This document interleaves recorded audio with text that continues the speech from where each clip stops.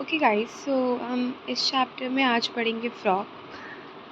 तो फ्रॉग एक बहुत ज़्यादा ही इम्पॉर्टेंट चैप्टर है for the purpose of the NEET, या फिर क्लास 11 में भी ये बहुत इम्पॉर्टेंट चैप्टर है। तो स्टार्ट करते हैं हम अपना frog chapter. Frog can live both on land and in fresh water and belongs to class Amphibia or phylum Chordata। तो जो फ्रॉग होता है, फ्रॉग ये दोनों में, क्योंकि ये एक एम्फीबियन है जो कि लैंड और वाटर दोनों में रह सकता है, और ये फाइलम कॉर्डेटा से बिलोंग करता है। जिन लोगों ने एनिमल किंगडम पढ़ लिया है उन्हें तो पता होगा कि फाइलम कॉर्डेटा क्या होता है, बट मैं बता देती हूँ, ये एक फाइलम है कॉर्डेटा। लाइक इसमें नोटोकॉर्ड प्रेजेंट होती है, और तो मतलब इसके बारे में अभी बहुत डिटेल में नहीं पढ़ेंगे, बस इतना जान लेते हैं कि ये फाइलम कॉर्डेटा से बिलोंग करता है। The most common species of frog found in India is Rana tigrina। तो इस लाइन में हमें ये एक्सप्लेन कर रहा है कि जो सबसे कॉमन स्पेशीज़ है, स्पेशीज़ तो हमने पता है कि क्या होता है स्पेशीज़। सबसे कॉमन स्पेशीज़ जो फ्रॉग की होती है वो होती है राना टिग्रिना। ये this is important. Okay, so 1 second। They do not have constant body temperature. Their body temperature varies with the temperature of the environment। देखो, जो ये होते हैं, ये फ्रॉग होते हैं, इनका कांस्टेंट मतलब एक कांस्टेंट बॉडी टेम्परेचर नहीं होता है। इनका टेम्परेचर जो होता है वो सराउंडिंग के हिसाब से चेंज होता है। जैसे कि बाहर बहुत ज़्यादा गर्मी है तो इनका बॉडी टेम्परेचर भी बहुत ज़्यादा गर्म हो जाएगा, लेकिन अगर बाहर बहुत ज़्यादा सर्दी है तो इनका बॉडी टेम्परेचर भी अंदर से ठंडा हो जाएगा। तो ये इनका बॉडी टेम्परेचर जो होता है वो कांस्टेंट नहीं होता, इनका बॉडी टेम्परेचर वेरी करता है। Such animals are called cold blooded और पोकोइडोथर्मस। तो ऐसे एनिमल्स को हम लोग बोलते हैं कोल्ड ब्लडेड। तो ऐसे एनिमल्स को हम लोग कहते हैं कोल्ड ब्लडेड या फिर पोकिलोथर्मस। ये लाइन इंपॉर्टेंट है, इसे लर्न करना होता है। पोकिलोथर्मस मतलब वैसे एनिमल्स जो अपना बॉडी टेम्परेचर कांस्टेंट नहीं रख पाते हैं। You might have also noticed changes in the color of the frog while they are in grasses and dry on land। देखो, जो फ्रॉग्स होते हैं वो अपना कलर जो होता है उसको चेंज कर लेते हैं जब वो ग्रासेस में होते हैं, या फिर जब वो पानी में होते हैं, या फिर जब उन्हें लगता है कि कोई एनिमी उन पर हमला करने वाला होता है। तो they have ability to change the colour to hide from their enemies. मतलब अगर वो अपना कलर चेंज करेंगे, जैसे वो ग्रासेस में वो ग्रास ग्रीन ग्रीन कलर के हो जाएंगे तो एनिमी उन्हें नहीं ढूंढ पाएगा। तो इसको हम लोग बोलते हैं camouflage. This protective colouration is called mimicry. इसको हम लोग मतलब जब वो अपने आप को बचाने के लिए करते हैं इसको बोलते हैं mimicry. You may also know that frog are not seen during peak summer and winter. जब बहुत ही ज़्यादा गर्मी पड़ती है फिर बहुत ही ज़्यादा ठंडी होती है, तो क्योंकि वो अपना कांस्टेंट बॉडी टेम्परेचर नहीं रख पाते हैं, इसलिए वो क्या करते हैं, वो बहुत ज़्यादा डीप बरोज मतलब गहरे गड्ढे खोदते हैं to protect themselves from extreme heat and cold. अगर वो समर स्लीप में जाते हैं, मतलब कि जब गर्मियों के टाइम पे वो डीप फरो में जाते हैं, डीप बरोज में जाते हैं, तो उसको एस्टिवेशन बोलते हैं। बट जब वो विंटर स्लीप जाते हैं मतलब कि ठंडियों में, तो उसको हम लोग बोलते हैं हाइबरनेशन। हाइबरनेशन आपने सुना होगा, ये हमारा भालू भी जाता है जो कि आइस में जहाँ रहता है। तो ये इस पूरे पैराग्राफ को मैं समराइज़ कर देती हूँ। जो फ्रॉग होता है वो एम्फीबियन है, दोनों में रहता है, पानी और लैंड पर। और ये इसकी जो मोस्ट स्पेशीज़ है, कॉमन स्पेशीज़ है राना टिग्रिना। ये अपना बॉडी टेम्परेचर कांस्टेंट नहीं रख पाते हैं। पोकिलोथर्मस होते हैं कोल्ड ब्लडेड, इनके पास एबिलिटी होती है टू हाइड देमसेल्फ, अपना कलर चेंज करने की। और द प्रोटेक्टिव कलरेशन मतलब अपने आप को बचाने के लिए जो ये करते हैं इसको मिमिक्री बोलते हैं। And during peak summer and winter, ये जब समर में जाते हैं तो उसको एस्टिवेशन बोलते हैं, और जब ठंडी में जाते हैं मतलब विंटर में, विंटर स्लीप में, तो हाइबरनेशन बोलते हैं। अब आते हैं इनकी मॉर्फोलॉजी, ये भी बहुत इंपॉर्टेंट है। क्या तुमने कभी भी अपने फ्रॉक को टच किया है? उसकी जो ऊपर की स्मूथ और स्लीपरी स्किन होती है वो due to presence of mucus, क्योंकि उनमें म्यूकस प्रेजेंट होता है। The skin is always maintain in a moist condition. हमेशा स्किन मॉइस्ट कंडीशन में रहती है। The colour of dorsal side of body is generally olive green with dark irregular spots. देखो, dorsal मतलब ये जो ऊपर वाला पार्ट है इसको बोलते हैं डोर्सल, और जो ये इसका ये वाला पार्ट है मतलब नीचे इस साइड वाला पार्ट, ये वाला पार्ट, तो उसको हम लोग बोलते हैं वेंट्रल। तो यहाँ पे बोल रहा है कि जो डोर्सल साइड ऑफ बॉडी है वो जनरली ऑलिव ग्रीन कलर की होती है और इस पे इरेगुलर स्पॉट्स होते हैं ऐसे। On the ventral skin side is uniformly pale yellow, मतलब जो ये वाली साइड होती है वो ज़्यादातर पेल येलो होती है यूनिफॉर्मली, मतलब इस पर कोई भी dark spots, irregular dark spots नहीं होते हैं। मतलब इरेगुलर मतलब इधर है इधर नहीं है, इधर है इधर नहीं है, वो बता रहा है हमें। ठीक है। Body of A frog is divisible into head and trunk. जो बॉडी होती है फ्रॉग की, ये दो पार्ट्स में डिवाइड है, हेड ट्रंक में।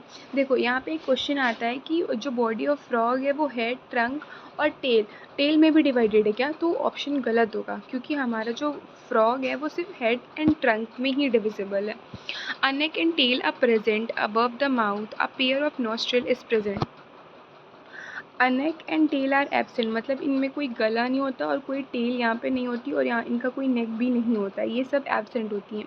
Above a mouth a pair of nostril is present. Pair of nostril मतलब नोज, यहाँ पे इनकी नोस्ट्रिल प्रेजेंट होती है। पेयर ऑफ नोस्ट्रिल मतलब एक नोस्ट्रिल नहीं, जैसे हमारी नोस्ट्रिल्स है बिल्कुल वैसे ही। Eyes are bulged and covered with nictitating membrane that protects them while in water।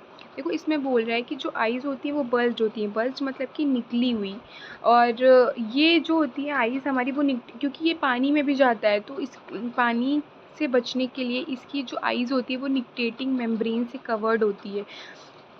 On other sides eyes of A membranes tympanum year receive sound signal. देखो इनके पास ना ईयर पिन्ने नहीं होते, जैसे हमारे कान ऐसे निकले हुए होते हैं वैसे इनके नहीं होते हैं, इनके बस टिम्पैनम होते हैं, वो भी ऐसे होल होता है, बस वहाँ से वो साउंड सिग्नल रिसीव करते हैं।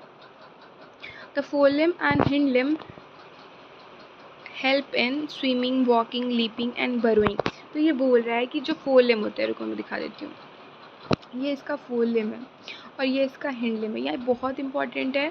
ये जो हिंड लिम्ब है ये इसका ये है, ये थोड़े मस्कुलर होते हैं, और ये फोरलिम्ब है, ये हमारे जैसे हाथ जैसे होते हैं वैसे ही। ये इसका ट्रंक है, ये हेड है and this is I. This diagram is also important. Swimming, walking, leaping and burrowing. The hind limbs end in 5 digits and they are larger and muscular than forelimbs। देखो जो hind limbs होते हैं 5 digits होते हैं, मतलब कि 5 उंगलियां समझ लो, and they are larger and muscular than forelimbs। ये forelimbs से बड़े होते हैं मतलब larger, और ये muscular होते हैं। हमने यहाँ पे देखा कि ये 1 सेकेंड, ये देखो ये forelimb है, ये थोड़ा उतना मस्कुलर नहीं है, बट ये जो हिंड लिम्ब है इसका ये बहुत ज़्यादा मस्कुलर है।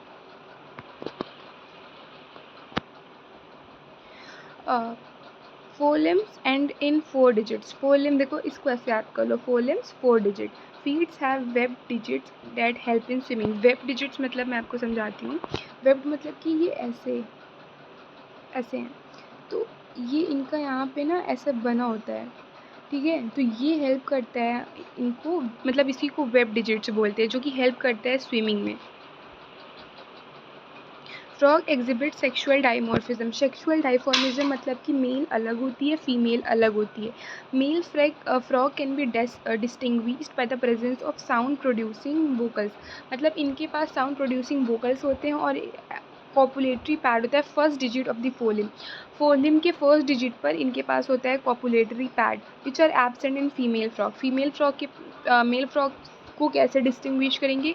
उनके पास वोकल होता है, वोकल सैक्स, ठीक है, और फिर हमारे इनके पास फर्स्ट डिजिट, याद रखना फर्स्ट डिजिट ऑफ फोरलिम्ब,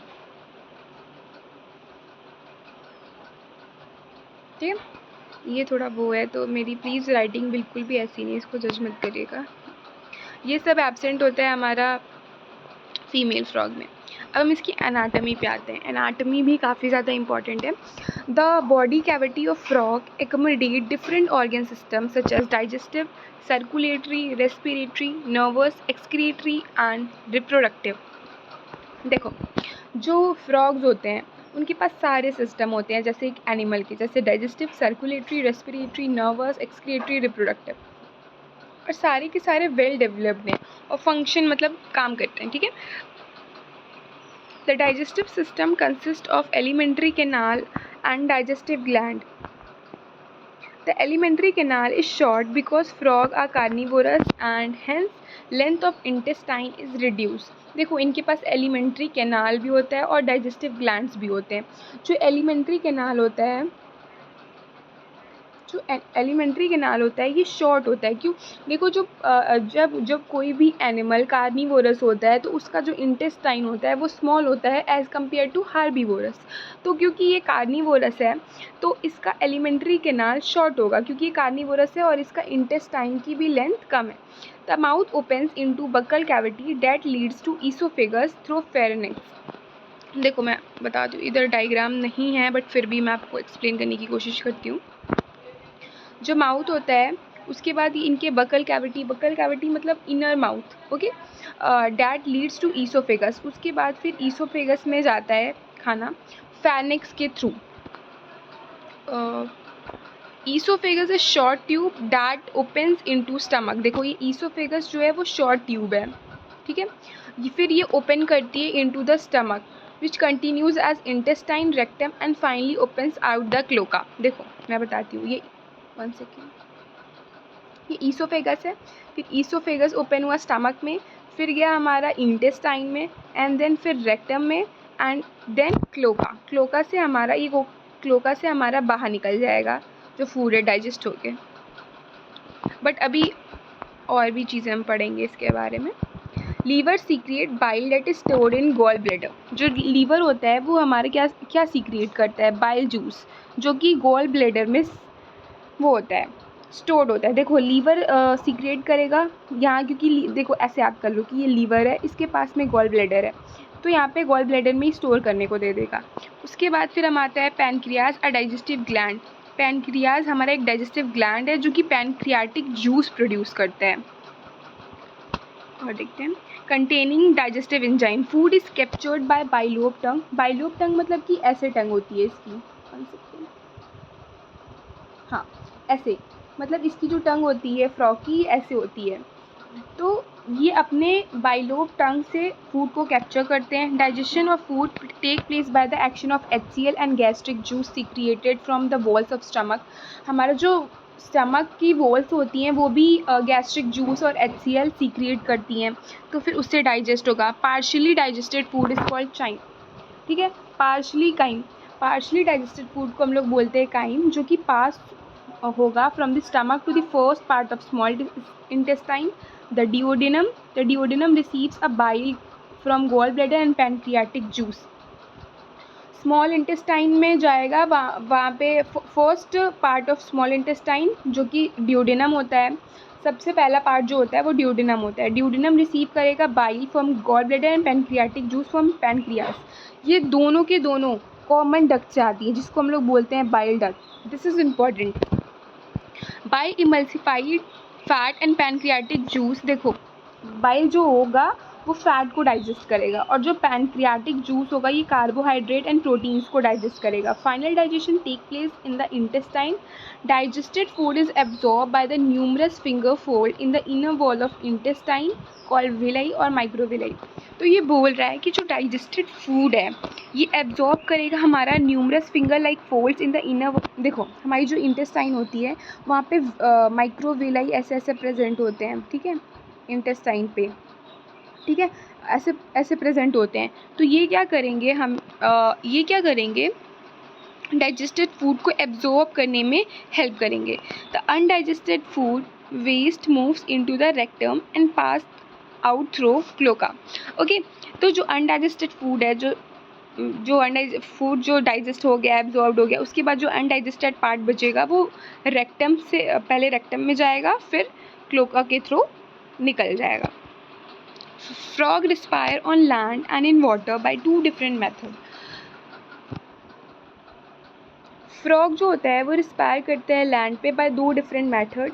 पहला है इन वाटर. देखो जब वो पानी में होते हैं तो वो अपने लंग से सांस नहीं ले सकते हैं, तो वो अपने skin act as aquatic respiratory organ. Cutaneous respiration उसको बोलते हैं. जब स्किन से रिस्पायर करेंगे तो उसको क्यूटेनियस रेस्पिरेशन बोलते हैं. Dissolve oxygen in water is exchange through the skin bye diffusion. जो पानी में डिज़ोल्व ऑक्सीजन होता है ये स्किन के थ्रू मतलब एक्सचेंज हो जाएगा by diffusion. On land the buccal cavity, skin and lungs act as respiratory organ. Buccal cavity मतलब जो हम लोग मुंह से सांस लेते हैं एंड देन नोस्ट्रिल से भी सांस लेते हैं. तो बकल कैविटी, स्किन और lungs act as respiratory organs. मतलब लैंड पे ये तीनों से सांस ले सकते हैं, तीनों से रेस्पायर कर सकते हैं. बट मैं ऐसे बोल रही हूँ सांस लेना, but respiration is a different process and breathing is a different process. The respiration bye lung is pulmonary respiration. तो जो लंग से फ्रॉग रेस्पायर करते हैं उसको बोलते हैं pulmonary respiration. The lungs are pair of elongated pink colored sac like present in the upper part of the trunk region. देखो इसके दो पार्ट होते हैं, हेड एंड ट्रंक. तो हम पढ़ रहे थे कि जो रेस्पिरेशन बाय लंग्स इसको हम लोग बोलते हैं pulmonary respiration. The lungs are pair of elongated pink color sac like structure present in the upper part of trunk region. तो जो ट्रंक रीजन होता है वहाँ पे हमारे एक ऐसे, देखो बिल्कुल भी मेरी ड्राइंग को जज मत करिएगा, ऐसे जो होता है pair like pink coloured sac like structure present at the upper part of the trunk region. Trunk region में ये प्रेजेंट होते हैं हमारे लंग्स.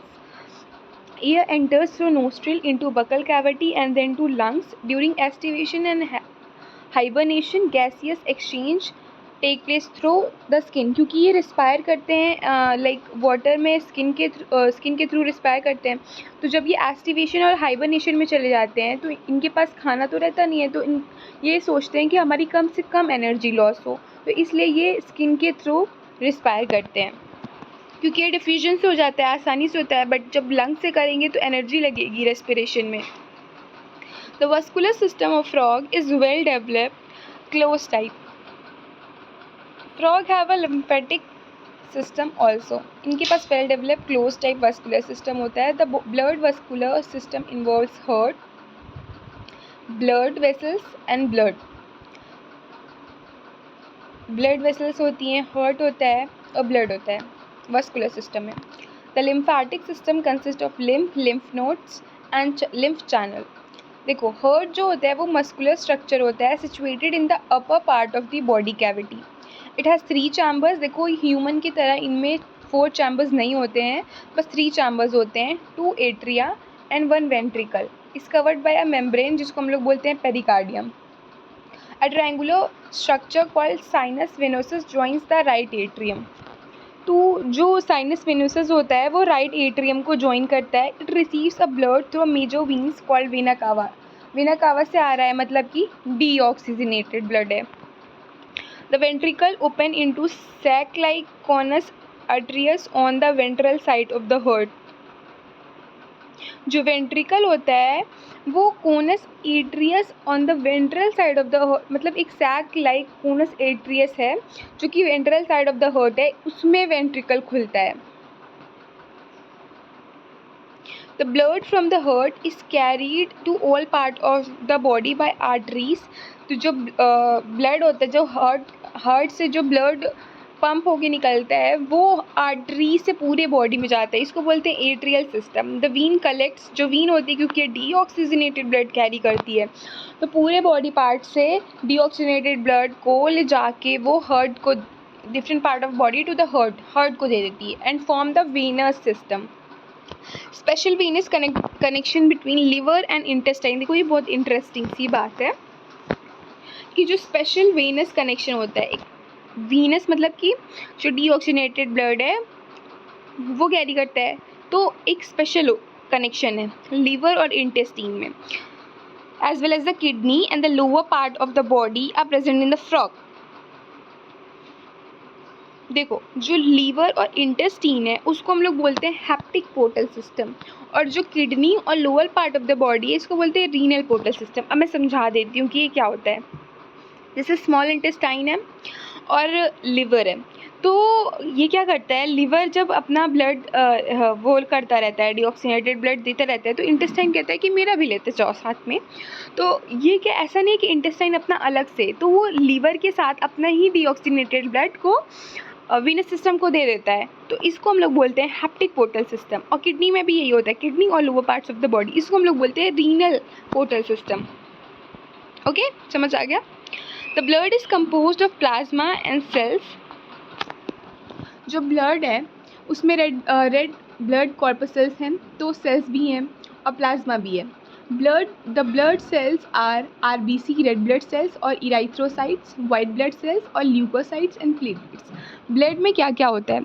आरबीसी होती है जिसको हम लोग इराइथ्रोसाइट्स बोलते हैं, साइंटिफिक नेम है इसका, आ सकता है इसको याद करना। ल्यूकोसाइट मतलब वाइट ब्लड सेल। और प्लेटलेट्स का जो साइंटिफिक नेम है उसको बोलते हैं थ्रोम्बोसाइट्स। यह भी इंपॉर्टेंट है बट यहाँ पे नहीं दे रखा। RBCs are nucleated. देखो जो ह्यूमन होता है उसमें आरबीसीज यू मतलब कि उसमें न्यूक्लियस नहीं होता, बट जो फ्रॉग होता है उनकी आरबीसी में न्यूक्लियस प्रेजेंट होता है, तो ये न्यूक्लिएटेड है। एंड कंटेन रेड पिगमेंट जिसको बोलते हैं haemoglobin. The lymph is different from blood, it lacks protein and RBC. देखो जो लिम्फ होता है, अब देखो लिम्फ क्या होता है? लिम्फेटिक सिस्टम क्यों बनाया गया? क्योंकि जो आरबीसीज होती हैं इनमें जो इनकी जो वीन्स होती है इसमें थोड़े लाइक पोर्स टाइप होते हैं, तो वहाँ से सब्सटेंस लीक हो जाता है। तो सब्सटेंस लीक होने के बाद वो कहाँ जाएगा? इसलिए लिम्फेटिक सिस्टम बनाया गया है जिसमें रेड ब्लड सेल्स तो नहीं होते हैं, लेकिन प्रोटीन्स भी नहीं होती है, लेकिन प्लाज्मा और वाइट ब्लड सेल्स प्रेजेंट होते हैं लिम्फेटिक सिस्टम में। The blood carries nutrients, gases and water to respective sites. देखो ब्लड जो होता है वो ऑब्वियसली कैरी करता है हर जगह न्यूट्रिएंट्स, गैसेस को। The circulation of blood is achieve by the pumping action of muscular heart. Circulation ये तो ईजी है कि मतलब ब्लड जब हार्ट पंप करेगा तो ब्लड सर्कुलेट होगा उसकी हेल्प से। The elimination of nitrogenous waste is carried out by well-developed excretory system. Excretory system इनका बहुत well developed होता है, और nitrogenous waste मतलब लाइक इनका excretory system से ही होता है eliminate. The excretory system consists of a pair of kidneys, ureters, cloaca and urinary bladder. तो इसमें बोल रहा है कि जो excretory system है वो consist करता है kidney, ureter, cloaca and urinary bladder. These are compact dark red bean structure situated in a little posteriorly in the body cavity on both sides of the vertebral column. तो बता रहा है कि जो वर्टेबल कॉलम है इनकी, उनकी little मतलब थोड़े से नीचे प्रेजेंट है किडनी, मतलब ये सारे excretory system. Each kidney is compose of several structural and functional unit called uriniferous tubule और नेफ्रॉन। देखो जो फ्रॉग होता है उसमें यूरानीफेरस ट्यूब्यूल्स भी बोलते हैं फंक्शनल और स्ट्रक्चरल यूनिट ऑफ किडनी को, और लेकिन बट इन ह्यूमन उसको सिर्फ और सिर्फ नेफ्रॉन बोलते हैं। Two ureters emerge from a kidney in the male frogs. देखो मैं आपको एक्सप्लेन कर देती हूँ, यहाँ पे डायग्राम बने हैं, ये दोनों इसकी किडनी है, ठीक है। फिर किडनी से हमारा क्या निकल रहा है? यूरेटर, ये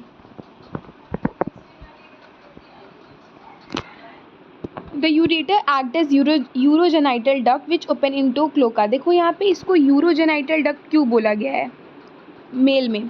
क्योंकि ये इससे एलिमिनेशन तो होता ही है नाइट्रोजनस वेस्ट का, बट सीमेन जो कि इसका सीमेन होता है फ्रॉग का, वो भी यहीं से निकलता है।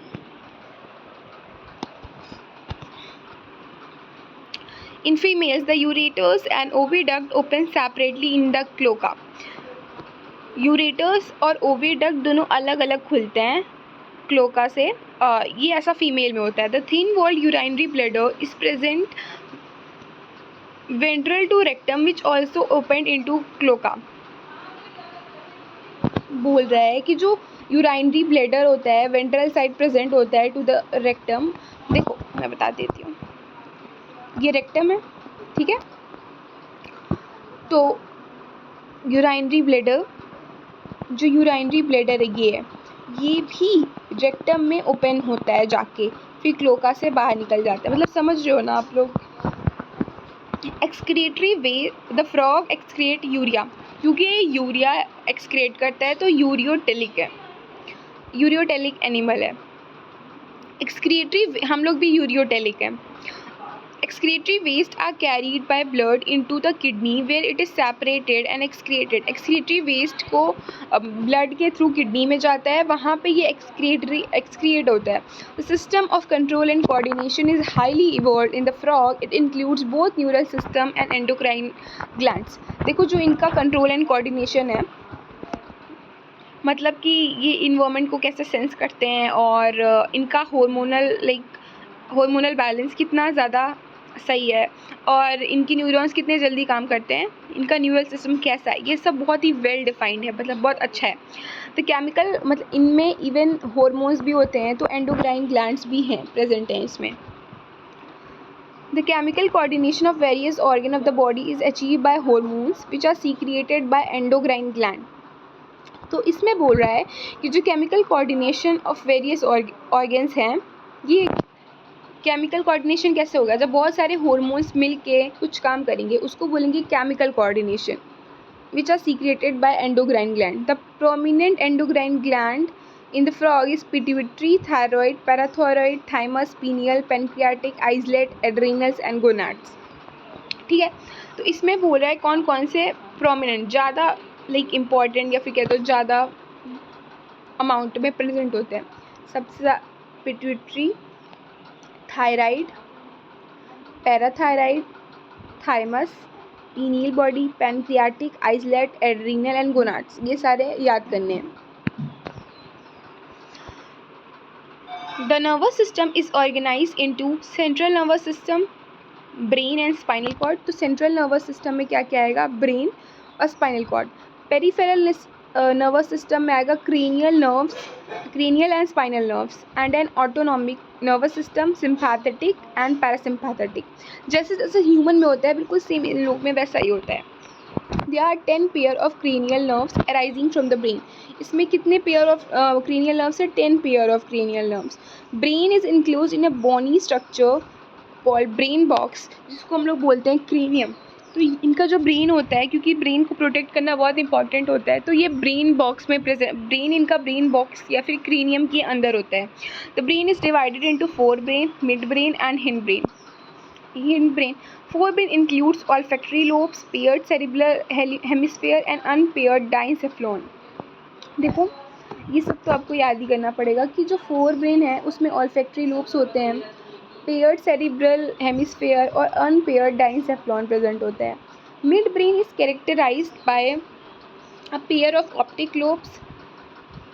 मिड ब्रेन के पास पेयर ऑफ ऑप्टिक लोब्स होता है। Hindbrain consist of cerebellum and medulla oblongata. Medulla oblongata pass through foramen magnum and continues to spinal cord which includes in the vertebral column. तो okay, इसमें ये बता रहे हैं कि जो मेडुला ऑब्लोंगेटा होता है ये पास करता है फोरामेन मैग्नम से और फिर कंटिन्यू करता है into spinal cord which include, spinal cord किस में बंद है, वर्टेबल कॉलम में। तो बता रहा है कि जो फोरामेन मैग्नम है वो कंटिन्यू करता है फोरामेन मैग्नम से स्पाइनल कॉर्ड तक जाता है। स्पाइनल कॉर्ड किस में इंक्लोज्ड है, वर्टेबल कॉलम में। तो वही यही एक्सप्लेन कर रहा है यहाँ पे। Frog has different types of sense, देख लेती हूँ कितना बचा है, ज़्यादा नहीं है। Frog has different types of sense organ, namely organ of touch जिसको हम लोग बोलेंगे sensory papillae, taste buds, smell, nasal epithelium, vision eyes and hearing, tympanum with internal ears. एक बार और देख लेते हैं। फ्रॉग के पास different type of sense organ होते हैं।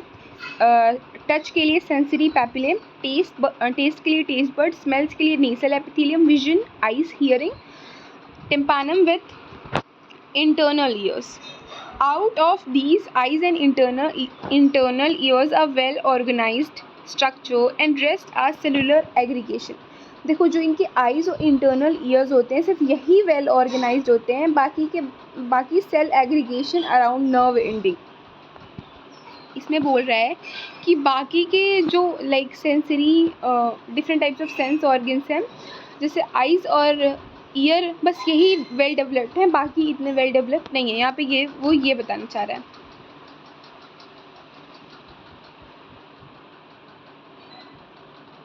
eyes in a frog are a pair of spherical structure situated in the orbit of skull. These are simple eye possessing only the one unit. इनकी जो eyes होती है वो orbit of skull मतलब skull में present होती है ऊपर की side. इनकी eyes simple eye होती है, सिर्फ एक unit होता है. External ear इनके पास absent होता है, ear pinia नहीं होते हैं. सिर्फ ear pinia मतलब ऐसे जो कान निकले हुए रहते हैं हम लोग के, बट इन लोग में कान ऐसे निकले नहीं होते. इनके में सिर्फ tympanum can be seen externally. The ear is an organ hearing as well as balancing equilibrium. ये equilibrium भी बैलेंस कर सकते हैं. ईयर का यहाँ पे दो फंक्शन बताया गया है. सबसे पहले तो हियरिंग और दूसरा है इक्विलिब्रियम को मेंटेन करने के लिए, बैलेंस करने के लिए. देखो ये जो डायग्राम है ये इंपॉर्टेंट है तो इसको भी देख लेते हैं. ये जो ऊपर प्रेजेंट है इसको हम लोग बोलते हैं फैट बॉडीज, किडनी, और ये जो ऐसे लाइनिंग है ये हमारा वासा एफ्रेंशिया है. एंड ये जो यहाँ पे ये दे रखा है पर्पल कलर, इसको बोलेंगे एड्रीनल ग्लैंड. हमारा ये पूरा रेक्टम हो गया, यूराइनरी ब्लैडर रेक्टम के अंदर आ रहा है. ये हमारा यूरेटर जिसको हम लोग बोलते हैं यूरोजेनाइटल डक्ट. फिर ये cloaca and this is the cloacal aperture.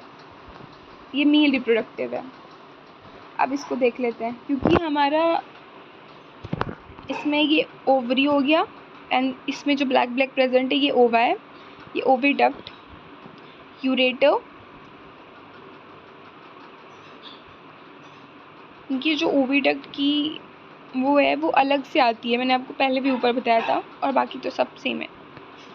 Urinary bladder, cloaca and cloacal aperture. ठीक है. Wall have well organized male and female reproductive system. Male reproductive organ consist pair of yellowish ovoid testes. Male के पास जो होता है वो pair of yellow मतलब yellow colour की ओवोइड मतलब ओवल शेप की टेस्टिस होती है, which are found adhere to the upper part of kidney by double fold of peritoneum called mesorchium. देखो ये अपर पार्ट ऑफ किडनी के ऊपर चिपके हुए होते हैं bye double fold of peritoneum. Peritoneum की डबल फोल्ड से चिपके हुए होते हैं, इसको हम लोग बोलते हैं मेसोर्शियम. वासा एफ्रेंशिया 10 से 12 होते हैं in number that arise from testis. They enter the kidney on the side and opens into the Bidder's canal. Finally, it communicates with the urogenital duct, come out of the kidney and opens into the cloaca. फिर ये urogenital duct में जाते हैं and then cloaca से बाहर आ जाते हैं. मैं आपको फिर से एक्सप्लेन कर देती हूँ. देखो जो वासा एफ्रेंशिया है वो 10 से 12 होते हैं, टेस्टिस से निकलते हैं.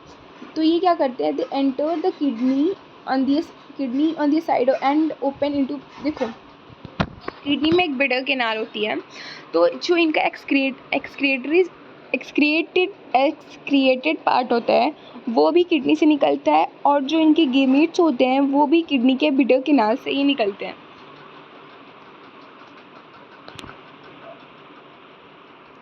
ओके.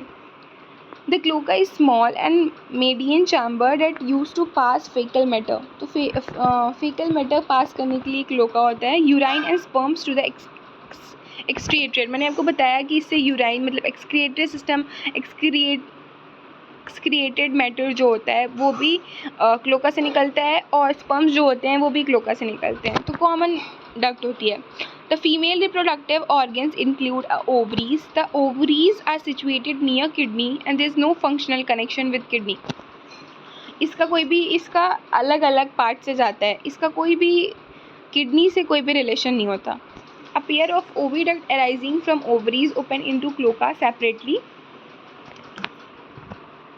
ओविडक्ट अलग से खुलता है और opens into the cloaca separately. मतलब ओविडक्ट और जो यूरेटर होता है ये दोनों अलग अलग खुलते हैं.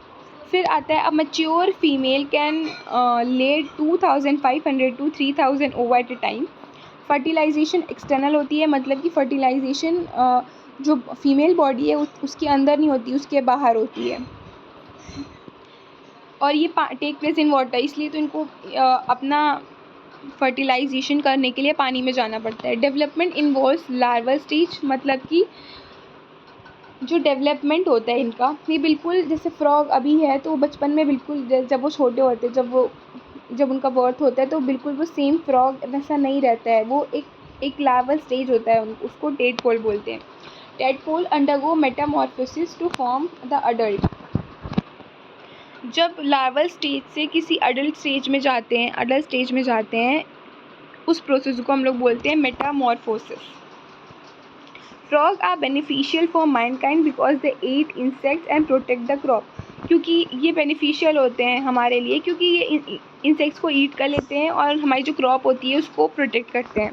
Frog maintain ecological balance because they serve as an important link of food chain and food web. क्योंकि ये फूड चेन और फूड वेब को भी मेंटेन करते हैं, तो इनका इकोलॉजिकल बैलेंस को भी मेंटेन करने में हेल्प करते हैं। इन सम कंट्रीज़ मस्कुलर लेग्स, जो फोरलिम्ब होता है फ्रॉग का, वो खाया जाता है, तो एज अ फूड भी यूज़ करते हैं फ्रॉग को। सो आज के लिए इतना ही। अगर आपको समझ में आया होगा तो प्लीज़ कमेंट एंड लाइक।